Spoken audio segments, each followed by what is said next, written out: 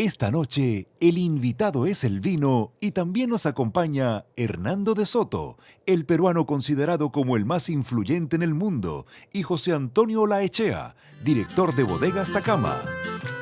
Hernando, ¿cuál es tu vino preferido? Uy, esa es una pregunta difícil por la razón que yo no bebo generalmente alcohol, ni siquiera vino, imagínate.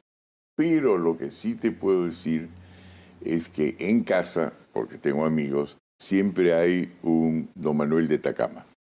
Ah, Eso eres es mi el primer límite de mi cultura. invitado que no toma vinos. Es más, creo que eres la primera persona que conozco que no toma ni vino, ni whisky, ni sidra, ni cerveza. Es una nada. cosa genética, viene del lado de mi madre, y no es que no les guste, sencillamente es torta de chocolate, pay de pecanas, y eso es nuestro único acercamiento a algo que tiene una relación con el azúcar.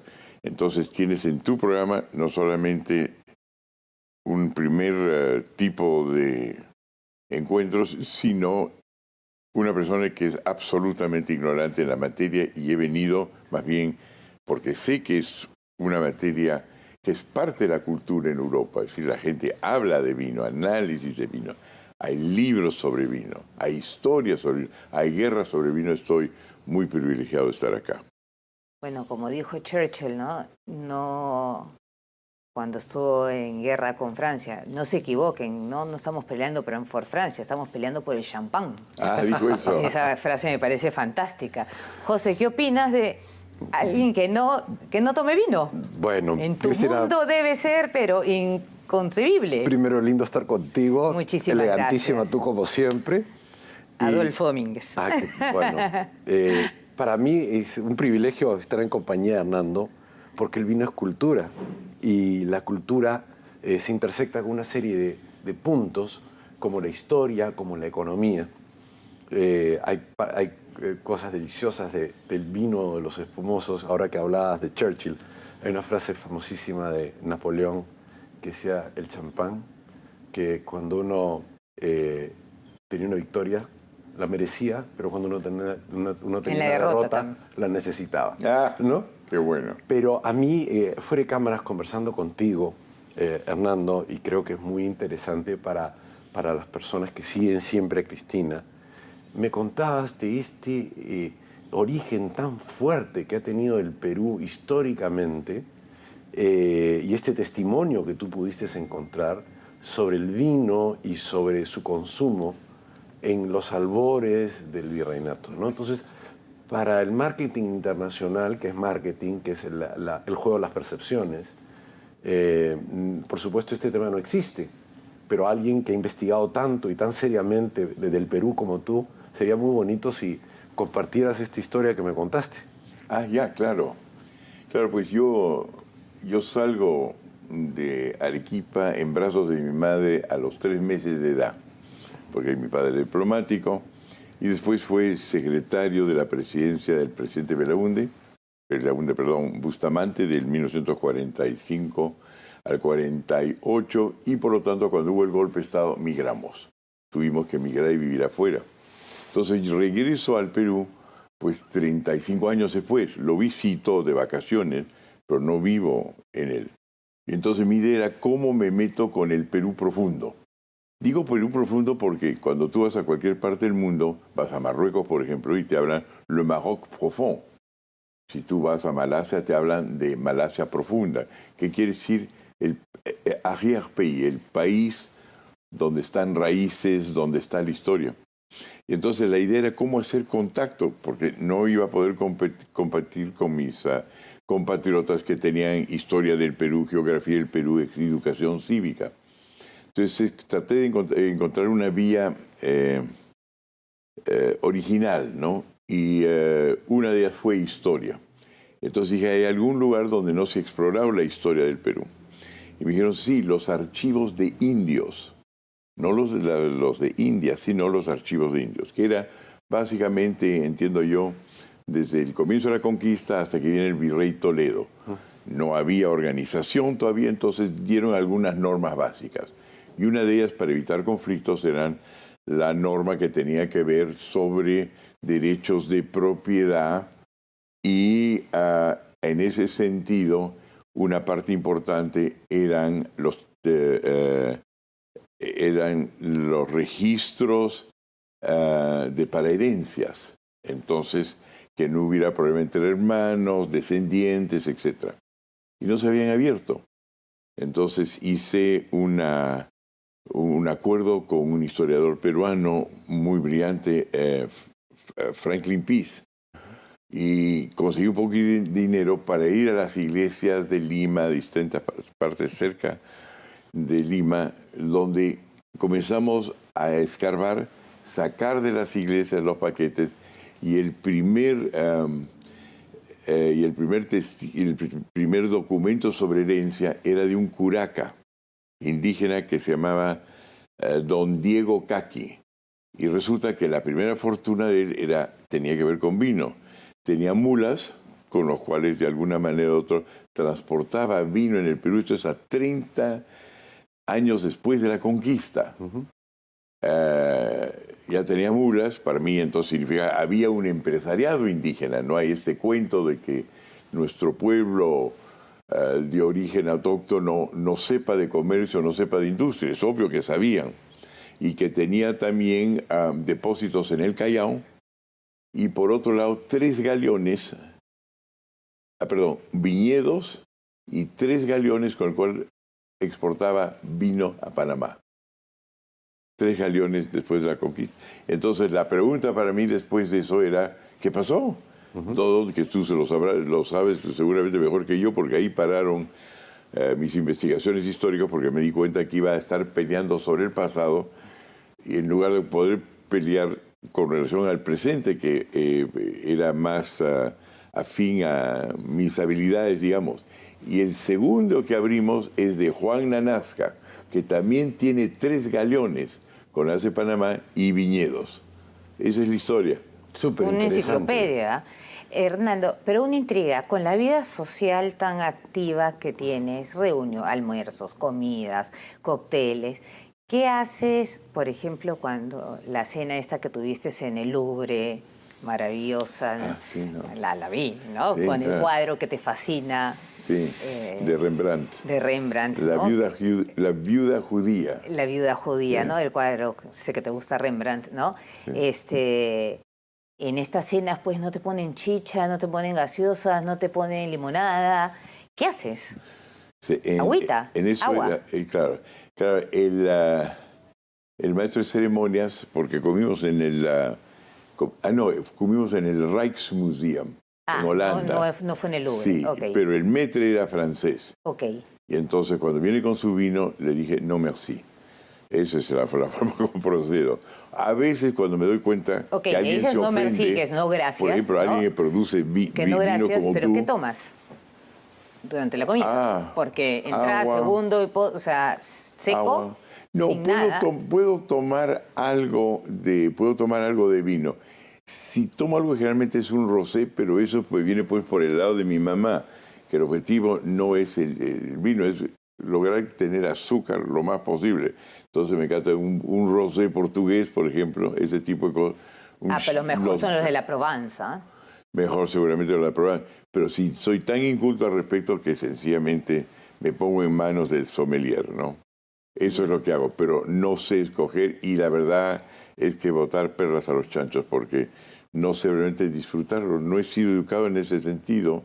Y qué raro, ¿no? Porque si has crecido en Suiza, Sí, ¿no? O sea, sería lo lógico. Es más, Sería en lo Suiza lógico. tienes el Neuchâtel, ¿no? O sea... Los vinos del Valais, claro, por supuesto. En Neuchâtel tienes extraordinarios rosados, además. Había rosados, había vinos, había algunos vinos dulces, pero digamos, es un problema de educación. Mi madre era la misma cosa. Mi madre no entraba en vino, y cuando le gustaba el vino es obvio que estaba bebiendo su postre, su pisco sour, es decir, era por el azúcar que entraba. No, por eso me extraña que me hayas invitado aquí frente a tanta cultura vinícola. Bueno, porque el mundo que te rodea, ¿no? O sea, siempre hay una copa de de vino, de champán, de Sí, Jerez, de sí. Oporto, con el postre, ¿no? Sí, claro, un bueno, Oporto aquí no hay con un mucho melón Jerez, me gustaba que mucho. sherry, ¿no? Que los que lo consumen son los andaluces, porque es de Andalucía, ¿no? De Jerez de la Frontera. Se dice que el primer importador de Jerez fue Cristóbal Colón, ¿Ah, porque sí? salió del puerto de Santa María. Y en el puerto de Santa María hay Jerez, pues. Y si salgo de Jerez no va a traer vino del Priorato. Ah, no ¿No? sabía ese lado. Lo que sabía era que era economista, pero no sabía ese lado. Se dice, ¿no? Obviamente... Pero te voy a decir por qué el economista, para decir algo sobre mi profesión. Era porque cuando salió de Francia, no sabía en qué dirección iba. Cuando llegó a la isla Hispaniola, no sabía dónde estaba. Y en todo el trayecto fue financiado por el Estado. Eso es lo que yo conocía de Cristóbal Colón. ¿Pasó el chiste? No pasó el chiste. No, pero Sí. buenísimo. No, pero yo creo que, Hernando, lo que comentas es tan interesante porque cuando nosotros estábamos viendo la historia de la viña, nos encontramos con un libro de María Rostorowski en esta obra monumental que tiene sobre el Perú y su pasado prehispánico. Y vemos que hay una transculturización entre Europa y América y una formación de la identidad peruana. Y en el caso concreto de Atacama, en el libro Costa Peruana, María Rostorowski cuenta que uno de los pocos cocales de la costa del Perú estaban ubicados en lo que hoy día son los pagos de Atacama. Y que luego, curiosamente, de un cultivo que tenía un origen divino en esa época, pasaron a otro cultivo que también tenía un origen divino, por más que un origen, una búsqueda divina, una transustanciación del vino en la sangre de Cristo. Entonces, tenemos un proceso histórico del que te ha tocado investigar y ver que nuevamente reafirma que el Perú tiene una historia muy potente, muy poderosa, para desarrollar una industria de un producto no perecible, de un producto susceptible de agregarle una marca, de un producto susceptible de generar riqueza, empleo de manera sostenible, tan como hoy lo hacen los países del primer mundo. Entonces, la idea de encontrarnos a estos primeros peruanos dedicados al vino, que logran exportar a Panamá, y no solo a Panamá, sino a la metrópoli, y que luego generan todo un movimiento mercantilista de los productores españoles, es sumamente interesante, porque es la piedra sobre la cual se mueve la gran parte de la economía peruana de los siglos XVI, XVII y XVIII. Ahorita nos cuentas. No Por seas supuesto, malito, lo que tú quieras. Una pausita. Y regresamos. Claro que sí. Gracias, José.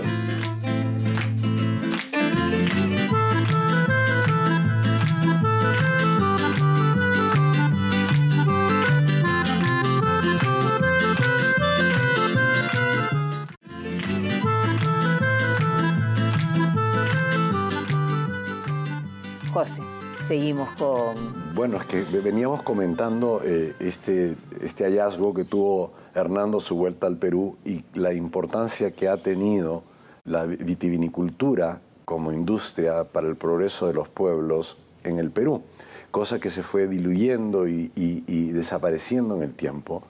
Y como comentábamos, y nuevamente nos toca otro vector, otro cruce de puntos entre la vitivinicultura y a lo que Hernando ha dedicado tanto tiempo, como es al respeto a la ley, en la propiedad y la estabilidad en el tiempo. Esta industria en el Perú o en cualquier lado del mundo se basa en estos conceptos esenciales para el desarrollo: formalidad, legalidad, respeto a la propiedad, que son los pilares sobre los que se han construido las sociedades más exitosas y las que más han podido erradicar la pobreza. Claro, porque lo que dices tú que es tan importante es que es la vinícola es una industria de largo plazo, que para madurar tienes que sembrar y comienza solamente a producir, me decías, al 8º año. En el 4º año empieza una pequeña producción. En el 8º año te enteras más o menos cómo va a ser tu calidad. A largo plazo, ¿no? Pero en realidad te vas a dar cuenta cuán bueno es tu vino con una vid, una vid que tenga 20, 25 años, ¿no? Entonces es algo de plazos muy grandes, de una pasión muy grande, de mucho trabajo, y a la misma vez que se va haciendo todo este gran experimento, gran inversión, se genera una gran cantidad de empleo y un valor agregado de un producto no perecible. ¿Por qué el caso de los viñedos ha suplantado a otros cultivos? Es justamente que uno no está tan sometido a los vaivenes de los mercados. Claro. Eso es muy interesante, sobre todo si uno contrasta eso con el hecho de que en el Perú la mayor parte de empresarios que existen son estos pequeños empresarios que a veces los llamamos informales porque no son ilegales, sencillamente tienen un régimen legal distinto que el nuestro, y dentro de ese régimen legal no existe varias cosas que son indispensables para el crecimiento, una de las cuales tú has mencionado y que se refiere a largo plazo es la sucesión. Es decir, uno puede tener una familia que durante años mantiene la marca, la tradición, pero en lo que se refiere a la mayor parte de nuestras empresas, cuando muere el que fundó la empresa, con él muere el nombre de la empresa. Entonces, el resultado es negocio a corto plazo. Es decir, no hay que extrañarse que la mayor parte de las personas no hacen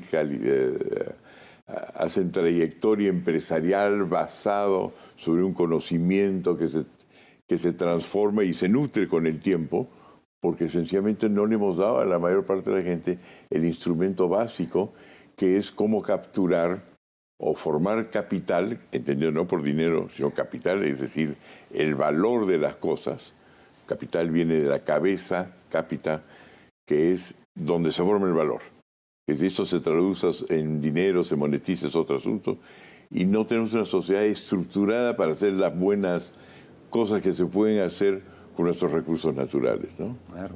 Tú te das cuenta, por ejemplo, que en Italia, en la época en que los Borgia tenían el poder que tenían, existían casas vitivinícolas como Antinori o Frescobaldi, y que hoy día los Borgia no existen, o no existe los Medici tampoco, que tuvieron un gran poder en la Florencia medieval, y que las casas de Frescobaldi, de Antinori, de la misma época existen, y que como negocio se han sabido renovar, reinventar y proyectarse manteniendo sus cultivos vitivinícolas. Entonces, cuando uno va a Portugal, por ejemplo, las grandes casas portuguesas de Oporto son inversiones que tienen 15 generaciones donde hay una transmisión. Bueno, pero Oporto es la denominación de origen más antigua del mundo, ¿no? Imagínate. Viene de 1500 y Imagínate. tantos. O sea, Pero es como cuando llegó el agua al Perú, ¿no? En 1513. Pero, bueno, según... que lo trajo el Marqués de Caravantes. Claro, pero Pero hay otro que dice que lo trajo otro señor que era Hernando de Montenegro. Ajá. O sea, ¿no? Hay dos versiones, ¿no? Y que llegaron a Ayacucho, Moquegua, Cusco y después a Ica. ¿No? Entonces... Hay Cobo, que es un jesuita. Cobo es el que dice. Que lo pues, escribe ¿no? en 1615. Exacto. Que lo escribe después Que ese es el que dice de que en Montenegro. Huamampoma. Que no fue... Son todos bastante inciertos en el relato, porque ya Carlos V, y eso también existe, digamos, en diversas crónicas, ofreció una joya al primer europeo que fuera capaz de hacer en América un vino y elaborar aceite de oliva. Entonces, hay ¿Aceite de oliva? Sí, hay mucha imprecisión. Es que el vino tenía un doble propósito en ese momento. La misa. Sí. Exacto. Vino con la excusa de la misa. No, pero el otro tema es que el vino era un gran desde la época de Roma, los legionarios eran pagados en arrobas de vino porque el vino era mezclado con el agua y al bautizar el vino lo que se obtenía era un producto aséptico. Era como cuando los ingleses tomaban té en la India y no se enfermaban y decían que el té era muy bueno, era porque hervían el agua. En este caso, como decía Pasteur... el agua no estaba pasteurizada, te enfermabas. Claro, no, como decía Pasteur, el vino es la más higiénica de las bebidas. Exacto. Al echarle el vino al agua, desinfectaban el agua. Exacto. Entonces, el vino ocupaba una doble función en este Perú inicial. Era una función de cuidar la salud y una función de un tipo cultural en una experiencia militar que tenía una excusa mística. No olvidemos que el origen y el descubrimiento y el desarrollo tiene todo un un andamiaje, como diría personajes políticos de otro tiempo, o tenía una estructura, una construcción sobre un tema místico. Entonces la parte religiosa era muy importante. De ahí que también gran parte de los primeros cultivadores de vid eran los conventos. Exacto. Y los primeros productores de vino, ¿no? Así como las monjas con los dulces, Eso. ¿no? Hay una historia preciosa. Bueno, para entrar a Atacama es el Callejón de los Reyes, ¿no? El camino real. El sí, camino real, efectivamente. ¿no? Y hay una historia preciosa, ¿no? De un inca que se enamora de... Ay, qué lindo, sí. ¿No? A ver si Mira, nos puede contar. Porque de Ricardo verdad Palma, que es- investigó mucho las crónicas y que las tradujo de una forma que era la moda en el siglo XIX, en una forma que era parte de un relato basado en la realidad y parte en un poco en la imaginación tan rica y tan feraz de Ricardo Palma, tiene una historia que se llama La Chirana del Inca. Y esta historia trata sobre la visita de Pachacútec en su marcha triunfal por las nuevas tierras conquistadas. Y llega a Pachacútec a Ica y se enamora de una princesa de la comarca de Tate, que queda en la parte baja del valle de Ica. Entonces Pachacútec inmediatamente pues, dispuso para que esta joven se rindiera a sus pies. Y ante su sorpresa la joven le dice que ella está enamorada de un príncipe de la zona y que no obstante la grandiosidad de Pachacútec no estaba dispuesta a rendirse a sus pies. El Inca, sorprendido, queda doblemente impresionado por esta mujer, no solo por su belleza, y le dice: Blanca paloma de estos valles, ¿qué puedo hacer yo para hacerte feliz? ¿Por qué no te dicen esos piropos ahora? Es una broma más. Bueno, y entonces ella le dice: quiero agua para mi pueblo. Entonces el Inca con sus 40.000 guerreros trabajaron en un canal de 30 kilómetros que se abre como un costillar del río Ica en un punto denominado Pampa de la Isla, un poco más arriba de Pampa de la Isla en Ica, y con este canal riegan gran parte de Ica hoy día y le pusieron de nombre, y para concluir, la Achirana, que quiere decir que lo que corre de lo que es puro, de los apus, a lo que es bello, que era esta niña. Y hasta el día de hoy, las tierras de gran parte del Valle de Ica se riegan con la Achirana, y ese es el origen del nombre, y esta fue una tradición escrita entre las 6 primeras tradiciones de Palma, que fue dedicada a Teodorico Lachea, demócrata, político, igual que Palma. Ah, qué bello. ¿No te parece preciosa la historia? Bello, claro. Un río ¿No? que nace por amor. La está muy bien. princesa pide agua para su pueblo. Bueno, y riega Atacama, ciertamente, Bueno, ¿no? bueno, Esa y es parte de riega la historia. Atacama, ¿no? Así es. O sea, Así es. bueno, lo que pasa es que para entrar a Atacama pues hay cualquier cantidad de bodeguitas chiquititas de, ¿no? De pisco, y muchos de los grandes piscos salen de ahí también, ¿no? Esa es la gran riqueza que me tiene encanta, la ¿no? vitivinicultura peruana y que no se explica de otra forma sin una gran historia. Cuando el profesor Tinlo, o Tanlo, de la OIB vino para verificar la realidad de la industria del pisco peruana en el año 88 y decidir si el pedido en exclusiva que había hecho Chile para su aguardiente, para nuestro nombre, valía la pena, se encontró maravillado al ver que habían 600 bodegas productoras de pisco y que la riqueza cultural y sociológica y tradicional que había en Ica era tan importante que no cabía el entregarle ningún nombre como pisco a nadie. Y regresó con una visión completa del Perú vitivinícola. El Perú vitivinícola es una realidad cada vez mayor. Las exportaciones de pisco peruanas ya superaron a las exportaciones de otros aguardientes que buscan llamarse igual que nosotros. Podemos tener límites mucho más grandes como podría ser el orujo español o la grapa italiana, o siendo nuestro producto mucho mejor que estos otros y con mucho mejores cualidades. Nuestro producto no es un producto residual, es un producto de primera. Muero y la intriga, Hernando, hablando nuevamente de tu vida social. En algún momento te tienen que haber ofrecido, no una cena, ¿no? Que 24 personas y que nadie se da cuenta si no tomaste, o uno hace, ¿no? Como que si estuviera tomando, ¿no? Pero en algún momento te tiene que haber pasado de que estás con una persona y viene de frente y te ofrece una copita de champán o una copita de vino blanco o cualquier cosa que tenga alcohol? ¿Qué haces en ese momento? Bueno, no tengo una aversión de todo al vino y a veces si es muy, muy bueno, sé que bueno. Tengo un rango de más o menos de blanco a negro con una falta de grises tremendo. No es que me ruso, lo que no tengo es la cultura del vino, porque lo que nos has estado contando tú es interesantísimo, pues no es como si alguien dice, yo tomo Coca-Cola con azúcar, sin azúcar, hay 3 variedades, viene en lata, es todo un mundo, es guerra, son amores, hay salud. Por ejemplo, yo me acuerdo de chico, cuando estábamos exiliados en Francia, no se hablaba de meter el agua al vino, l'eau dans son vin, pero tú acabas de decir lo contrario, has dicho se ponía el vino en el agua para desinfectarla. Pero esto se cumplía una finalidad social.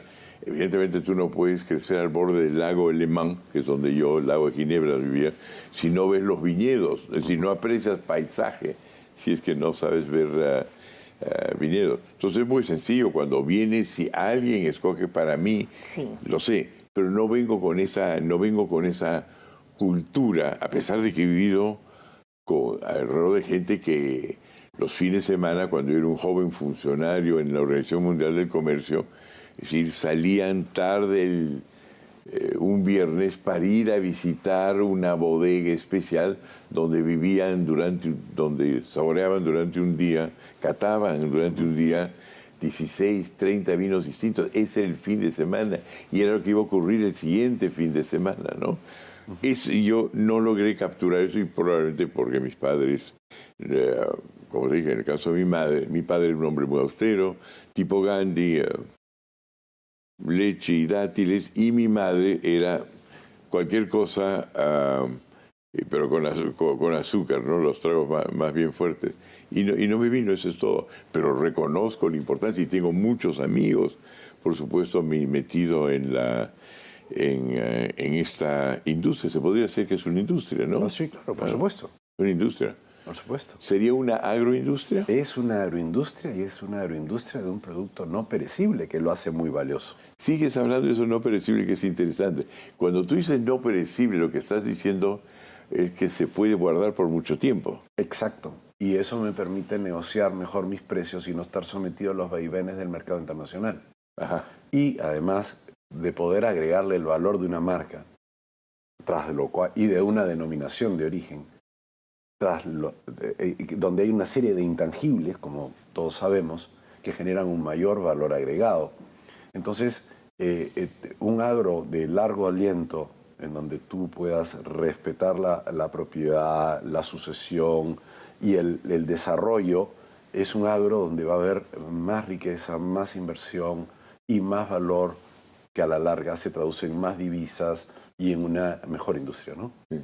Eso es importante, digamos, el único lado en el cual quizás puede contribuir en algo que ha salido de esta conversación, más bien que tú me has aportado con conocimientos, es el hecho de que una gran parte de las guerras que han existido en el mundo en el último siglo, sí, han sido guerras ideológicas, ¿no? Que tienen que ver con el derecho a la sucesión, que tienen que ver el derecho a la propiedad.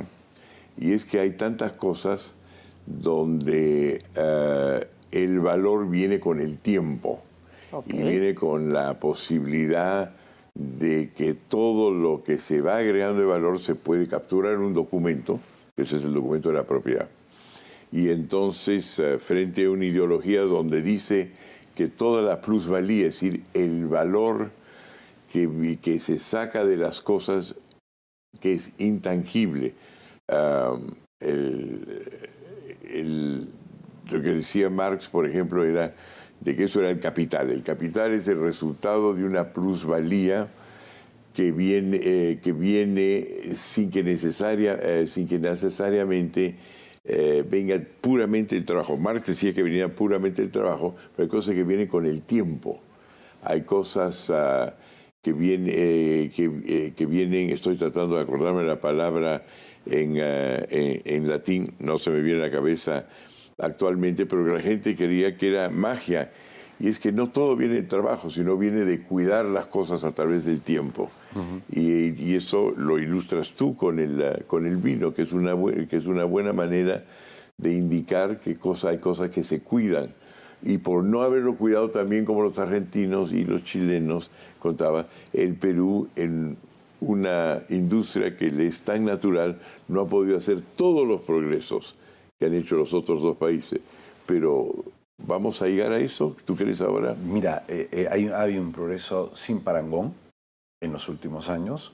La independencia en la época de los generales victoriosos fue un desastre para el mundo de la vitivinicultura. Luego la integración de los Estados Unidos de Norteamérica a través del ferrocarril transcontinental también afecta a nuestra industria porque servía al Pacífico. Pero hoy día, a través del intangible de la denominación de origen pisco, que es parte de la industria vitivinícola, es un espirituoso hecho de vino, se está generando un gran valor y el Perú se ha dado cuenta de esto y lo está promocionando y está resurgiendo con el tiempo esta industria que es parte de nuestra historia, ¿verdad? Claro, y la palabra, me acabo de acordar en latín, es el valor agregado que se produce ex nihilo, que quiere decir de la nada. Y es una contradicción a aquellos que dicen es del trabajo, no, es de cuidar las cosas a través del tiempo. Y eso parece ser la historia del vino. Señores, ha sido un placer tener a dos eminencias, a dos Wikipedias aquí en el programa. Esperemos que en el Perú siga creciendo la cultura y el consumo del vino. Y bueno, hagamos un salud. Salud, Hernando. Muchísimas gracias por estar aquí, Hernando. José, un placer. Muchísimas gracias. Nos vemos el próximo domingo en Divino Vino. Y si quieren más información, pueden entrar a la página Datos de Vinos de Cristina Vallarino. Salud. Salud.